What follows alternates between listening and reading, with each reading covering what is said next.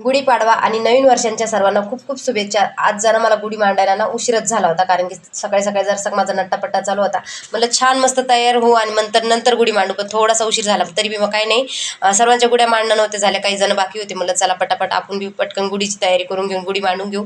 इकडं साडी वगैरे मस्त मी नवीन आणली होती गुढीसाठी आणि साडी लावून दिली. आंब्याचे डहाळे, लिंबाचे डहाळे, त्यानंतर घारगाट्या, सुंदर असं मस्त गुढीला रेडी केलं होतं. त्यानंतर बाहेरच्या साईडला आणून इथं लावून दिलं.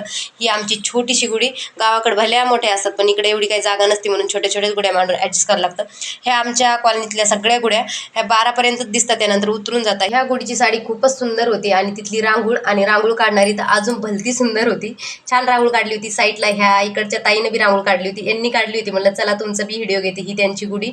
त्यानंतर ह्या साईडला ताई उभा होत्या, म्हणलं चला तुमचा बी व्हिडिओ घेते. म्हणलं आमच्या भारतीय ताई कशा मागं राहत्या म्हणून त्यांचा व्हिडिओ घेतला. त्यानंतर ह्या साईडला ताई रांगोळ काढत होती, त्यांचा बी जाऊन मी व्हिडिओ घेतला. त्यानंतर त्यांची गुढी, म्हणलं चला गुढीपाशी तुमचा एक व्हिडिओ घेते. सुंदर अशी नवारी नेसवली होती त्यांनी गुढीला. घरी आले तर माझ्या मैत्रिणी माझ्यासाठी मांडे पाठवले होते, तर ते मांडे मी बघत होते.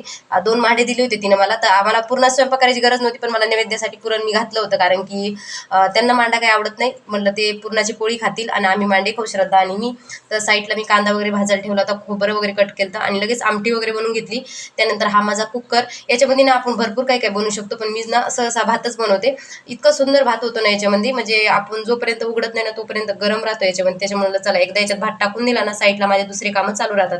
भात साईडला लावून दिला. त्यानंतर इकडे लगेच पुरणाच्या पोळ्या बनवायला घेतल्या. नैवेद्य काही मी छोट्या छोट्या करत नाही, ज्या पोळ्या असतात ना सेम सगळ्या करून घेते, म्हणजे तो नैवेद्य द्यायचा आणि तोच मग मी गाईला देते. अलग नैवेद्य गाईला काढायची काही गरज पडत नाही. सकाळी दारावरून आंबे आले होते, म्हणलं चला आले तर आंबे घेऊन टाकू, नवीन वर्षाचा मस्त रस्स बनवू, देवाला बी होईन आणि गुढीला बी होईन.